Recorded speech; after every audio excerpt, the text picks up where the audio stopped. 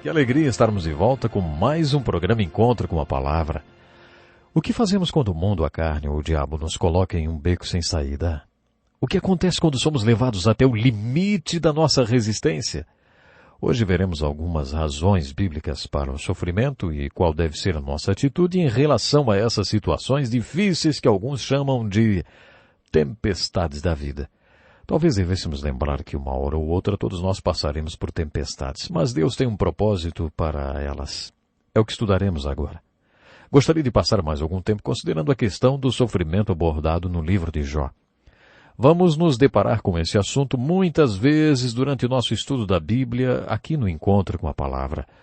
O Dr. Dick Woodward escreveu um livrinho chamado 30 Razões por que Deus Permite que o Seu Povo Sofra. Nesse estudo, o Dr. Dick Woodward nos dá algumas passagens bíblicas que veremos no estudo de hoje.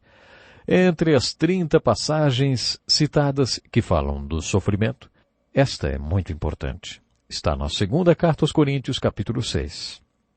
Nesse capítulo, Paulo afirma que o sofrimento é como um seminário ordenado por Deus, através do qual Deus treina ministros qualificados. Quando Paulo usa a palavra ministro, ele não está se referindo a um oficial ou autoridade da igreja, ele está se referindo ao ministro que todo crente deveria ser. Em outra carta, Paulo diz que o propósito da igreja é aperfeiçoar os santos para o trabalho no ministério. Quando ele usa a palavra santo, está se referindo àquele que é separado e segue a Jesus Cristo. Ele afirma em Efésios, capítulo 4, verso 12, que o nosso propósito quando nos reunimos em nossas igrejas é aperfeiçoar os santos para o trabalho do ministério. Efésios 4:12 está nos dizendo que o trabalho do ministério não é responsabilidade de alguns profissionais, mas dos santos, ou do que chamamos hoje de leigos. Sabe, eu acredito que Deus queira fazer sua obra através dos leigos. É por isso mesmo que tenho esse compromisso de trabalhar com os leigos. Sim, trabalhar com os leigos no estudo da Bíblia Sagrada. Se leigos puderem desenvolver um conhecimento das Escrituras para fazer a obra de Deus, eles serão as pessoas que ele procura para realizá-la. Foi nesse contexto que Paulo usou a palavra ministério. Como é que você sabe que é um ministro? Paulo afirma que Deus usa o sofrimento para nos equipar para o ministério. Não damos motivo de escândalo a ninguém, em circunstância alguma, para que o nosso ministério não caia em descrédito. Ao contrário, como servos de Deus, recomendamo-nos de todas as formas, em muita perseverança, em sofrimento, privações e tristezas, em açoites, prisões e tumultos, em trabalhos árduos, noites sem dormir e jejuns.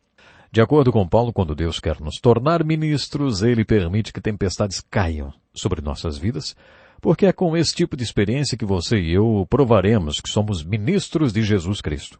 De acordo com Paulo, a questão mais importante quando você se encontra no meio de uma tempestade é a sua resposta à situação. No versículo 6, Paulo ensina como reagir às pressões. Ele diz que devemos responder em pureza, conhecimento, paciência e bondade. Nos versículos 6 e 7, ele ensina onde conseguirmos os recursos espirituais para responder corretamente às pressões das provações. Ele diz assim, no Espírito Santo e no amor sincero, na palavra da verdade e no poder de Deus, com as armas da justiça, quer de ataque, quer de defesa.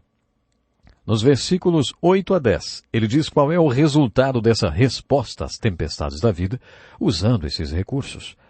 Por honra e por desonra, por difamação e por boa fama, tidos por enganadores sendo verdadeiros, como desconhecidos apesar de bem conhecidos, como morrendo, mas eis que vivemos, espancados, mas não mortos, entristecidos, mas sempre alegres, pobres, mas enriquecendo muitos outros, nada tendo, mas possuindo tudo. Tudo isso é a descrição do seminário onde Deus produz ministros através de quem pode realizar sua obra.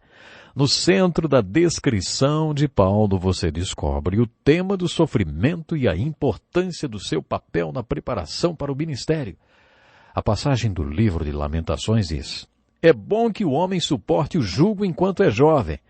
Sabe, parece que você só será qualificado como ministro se sofrer. Essa passagem me faz lembrar da história do capítulo 11 do Evangelho de João. Jesus amava duas irmãs e seu irmão chamado Lázaro. Ele estava a 4 dias de caminho de distância de Betânia, lugar onde seus amigos viviam. Quando Jesus soube que Lázaro estava doente e prestes a morrer, deliberadamente ele permaneceu onde estava. Ele não foi imediatamente a Betânia.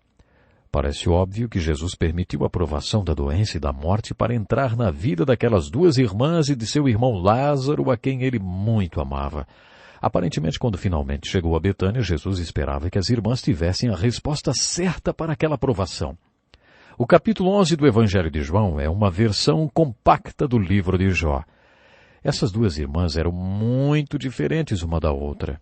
A primeira, Marta, corre para se encontrar com Jesus e lhe diz: Senhor, se estivesses aqui, meu irmão não teria morrido.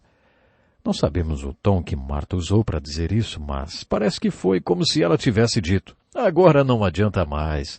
Onde é que o senhor estava? A outra irmã, Maria, era bem diferente de Marta. Apesar de Maria usar as mesmas palavras, quando fica sabendo que o Senhor havia chegado, ela vai até ele e também diz: Senhor, se estivesses aqui, meu irmão não teria morrido. Mas lemos que ela cai aos pés de Jesus e então diz, caída aos pés de Jesus: Senhor, se estivesses aqui, meu irmão não teria morrido. Jesus queria que essas 2 irmãs tivessem a resposta certa à tempestade da doença e da morte.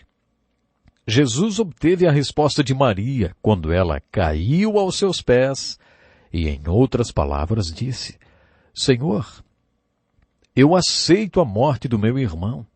O Senhor não estava aqui, mas tudo está certo porque o Senhor sabe.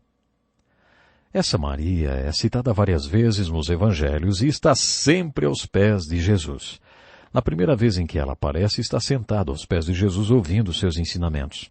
Foi dessa vez que sua irmã reclamou que Maria deveria ir ajudá-la com o serviço da casa. Jesus disse a Marta: Marta, Marta, você está preocupada e inquieta com muitas coisas. Maria escolheu a boa parte, e esta não lhe será tirada. Essa mulher, Maria, estava aos pés de Jesus, ouvindo sua palavra. No texto da morte de Lázaro, ela está aos seus pés, aceitando sua vontade. No capítulo seguinte, o capítulo 12 do Evangelho de João, ela está aos pés do Senhor adorando-o. Para resumir o ensinamento do exemplo de Maria no Evangelho de João, capítulo 11, observamos primeiro que temos um problema e a resposta para ele. Nesse caso, o relacionamento certo com Jesus. O tipo certo de relacionamento com Jesus também é uma fonte que capacita Maria a responder corretamente à tempestade que enfrentava. Jesus resgata essas 2 irmãs da tempestade. Ele ressuscita Lázaro. Outro importante texto sobre sofrimento está no Velho Testamento, no livro de Isaías, capítulo 40, versículos 3 a 5. Isaías foi o profeta dos profetas. Você verá isso quando os estudarmos. De acordo com Jesus, João Batista foi o maior profeta que já existiu e ele pregava os sermões de Isaías. A maioria de nós pregadores usa grandes sermões de outros pregadores em nossas pregações, não é mesmo? Temos um precedente nesse plágio, já que João Batista pregava os sermões de Isaías e Jesus disse que ele era o maior pregador que já existiu. Muitos pastores me escrevem e dizem que estão usando minha mensagem. Bom, isso é maravilhoso. Louvado seja Deus por isso, porque para início de conversa, grande parte de tudo, não é meu. Bom, mas o grande sermão que João Batista pregava era o registrado no livro de Isaías, capítulo 40, versículos 3 a 5. Lucas, capítulo 3, versos 1 ao 6, descreve João Batista pregando o sermão de Isaías. Podemos fazer uma síntese desta mensagem. Quando você for construir uma estrada, faça 4 coisas. Primeiro, nivele os montes. Segundo, preencha os vales. Terceiro, alinhe os caminhos tortos. E quarto, aplane os caminhos esburacados. Aí então você terá uma estrada. Isaías e João pregaram da seguinte forma: Deus virá ao mundo algum dia e para isso precisará de uma estrada para rodar nela. Essa estrada é a vida do Messias. E sua vida é perfeita. Nessa vida perfeita, as montanhas do orgulho serão totalmente niveladas. Os vales na sua vida serão completamente preenchidos. O Messias será cheio do Espírito Santo 100% do tempo. Em sua perfeita vida, os caminhos tortos do pecado serão alinhados. O Messias tornará os caminhos esburacados em caminhos planos. Com isso, Deus terá uma estrada pela qual virá ao mundo. Tudo isso aconteceu quando Deus veio ao mundo através da perfeita vida de Jesus. João Batista iniciou o caminho de Jesus pregando: Ele está aqui está a estrada pela qual Deus virá ao mundo. Depois Jesus viveu nesse mundo por 33 anos. Ele disse aos seus apóstolos que comemoravam a Páscoa com ele que estava prestes a deixar este mundo. Depois de sua morte e ressurreição, ele disse aos seus discípulos: Assim como me enviaste ao mundo, eu os enviei ao mundo. Fazendo uma aplicação disso, podemos dizer que Deus quer que o mundo veja sua salvação através da sua e da minha vida. Mas como isso acontece, hein? Acontece como aconteceu na vida do Messias. Sua vida foi uma estrada para Deus e Ele quer que a sua e a minha vida sejam uma estrada também. Existe uma teologia falsa andando por aí que tenta ensinar que Deus não quer que ninguém sofra, fique doente ou passe dificuldades financeiras.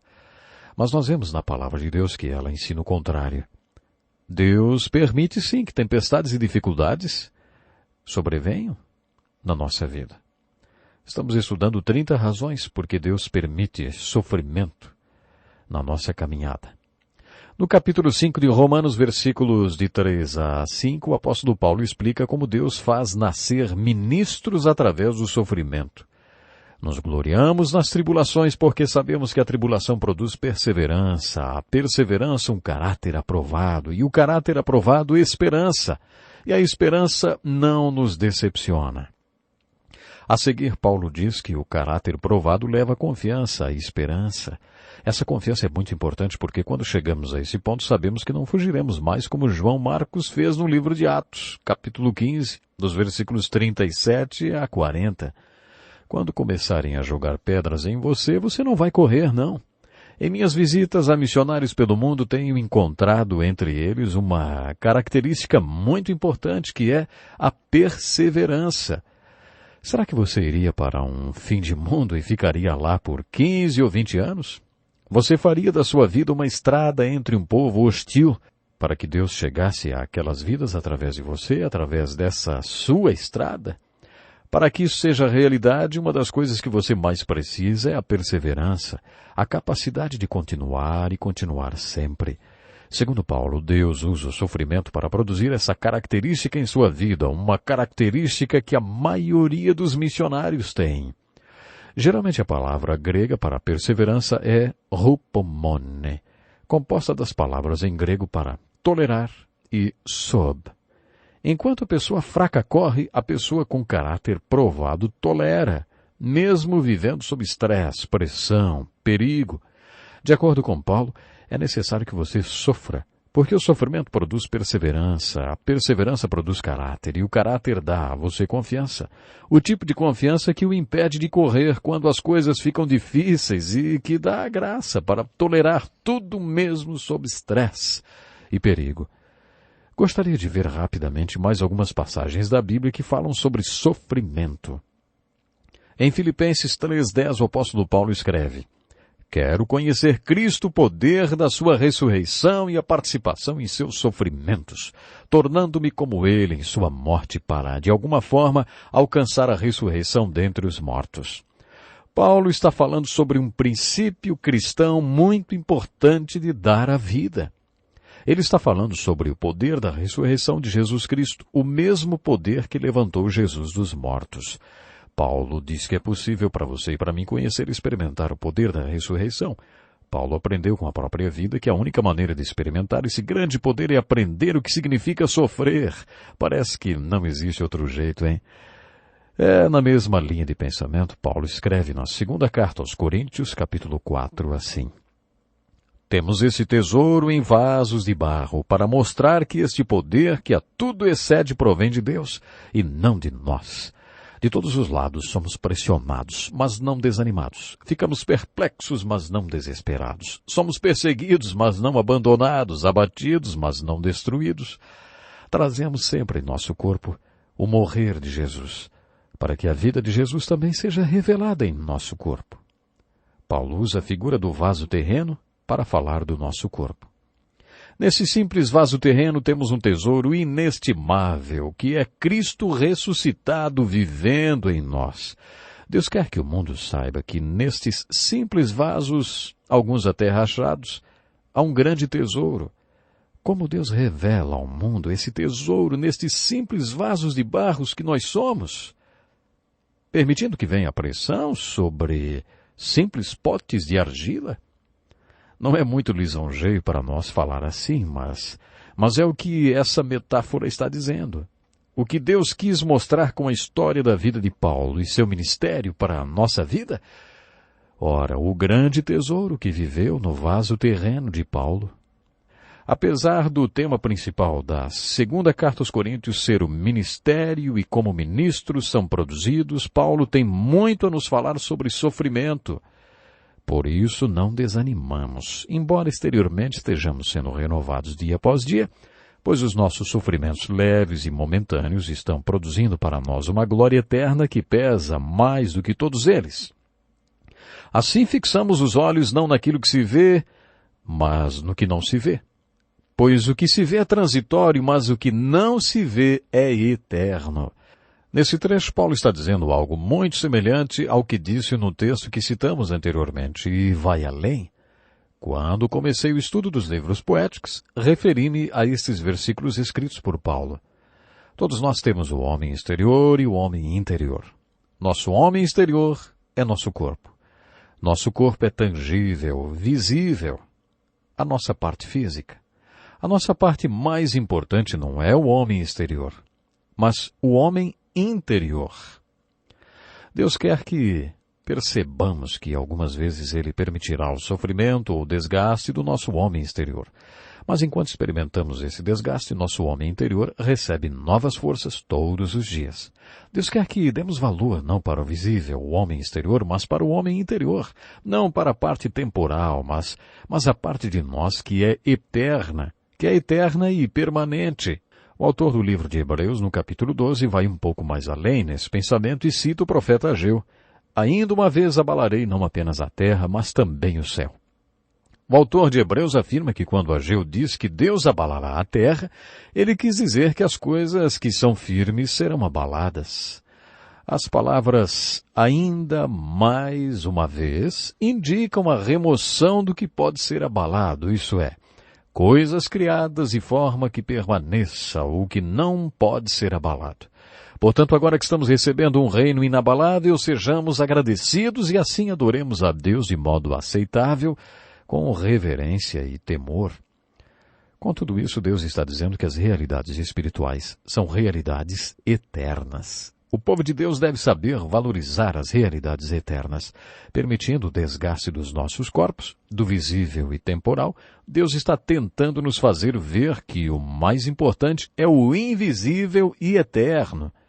Um dia Deus nos mostrará essa realidade, porque tudo que é tangível, material, físico e visível na terra será destruído. Ageu, o autor do livro de Hebreus, e também Pedro, na sua segunda carta, no capítulo 3, disseram a mesma coisa. Pedro escreveu, os céus desaparecerão com um grande estrondo, os elementos serão desfeitos pelo calor e a terra, e tudo que nela há será desnudada. Pedro está perguntando, qual deve ser sua atitude diante do fato de que tudo que é tangível será destruído? Será que vai sobrar alguma coisa? Você possui algo na sua vida que seja inabalável? Se você é um cristão que nasceu de novo, então você é parte de um reino e não pode ser abalado. Mas qual parte pode ser abalada e qual parte é inabalável? A parte material e tangível, essa pode ser abalada.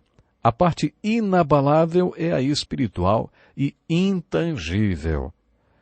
O autor do livro de Hebreus aprofunda o assunto. Deus é fogo consumidor, o que significa que Deus quer queimar em nós tudo aquilo que é contrário à natureza dele. Através do sofrimento, nós experimentamos o fogo consumidor de Deus que queima tudo aquilo que é contrário à sua natureza. A natureza de Deus é essencialmente espiritual. Deus quer nos preparar para o estado eterno no qual existiremos com Ele para sempre. Em Gálatas, capítulo 6, Versículos 7 e 8, Paulo dá uma explicação para o sofrimento que não gostamos de ouvir. Ele diz que às vezes nós mesmos trazemos sofrimentos para a nossa vida. Não se deixe enganar, ele fala, de Deus não se zomba, pois o que o homem semear, isso também ceifará. Quem semeia para a sua carne, da carne colherá destruição, mas quem semeia para o Espírito, do Espírito colherá a vida eterna. Paulo não escreveu essas palavras para os pecadores, mas para os crentes. Isso quer dizer que, como pessoas espirituais, podemos semear no jardim de nossas vidas coisas espirituais e colher vida. Ou podemos semear na carne e colher corrupção. Muitas vezes sofremos porque fazemos as escolhas erradas, porque pecamos. E há consequências para o pecado. Será que um crente sofre por causa de um pecado em sua vida? Claro que sim. Você não deve falar para uma pessoa que está sofrendo que a razão do seu sofrimento são as sementes erradas que ela plantou no jardim da sua vida. Pode até ser verdade. Mas como você sabe que essa é a verdadeira razão para o sofrimento daquela pessoa, pode haver várias razões. O sofrimento pode ser uma combinação de coisas que Deus está usando como ferramenta. Há outras passagens sobre o sofrimento. O apóstolo Paulo, por exemplo, disse aos filipenses que o sofrimento é um privilégio, pois a vocês foi dado o privilégio de não apenas crer em Cristo, mas também de sofrer por Ele. De acordo com Jesus, sofrer é um privilégio seguido de uma recompensa. No Sermão da Montanha, Jesus ensinou: bem-aventurados serão vocês quando por minha causa os insultarem, os perseguirem e levantarem todo tipo de calúnia contra vocês. Alegrem-se e regozijem-se, porque grande é a sua recompensa nos céus. Muitos cristãos estão sofrendo hoje, porque o mundo odeia Cristo. Essas pessoas estão sofrendo porque proclamam sua fé em Cristo Jesus. Jesus previu o sofrimento. Ele disse que seria motivo para derramamento de sangue mais do que qualquer ideologia sobre a face da terra, porque o mundo odeia Jesus. Jesus prometeu uma bênção especial para os que estão sofrendo perseguição por causa do seu nome. Essas declarações de Jesus podem ser acrescentadas na lista das razões bíblicas para o sofrimento do povo de Deus. Nosso tempo está terminando, mas não deixe de estar conosco em mais um encontro com a palavra. Deus lhe abençoe.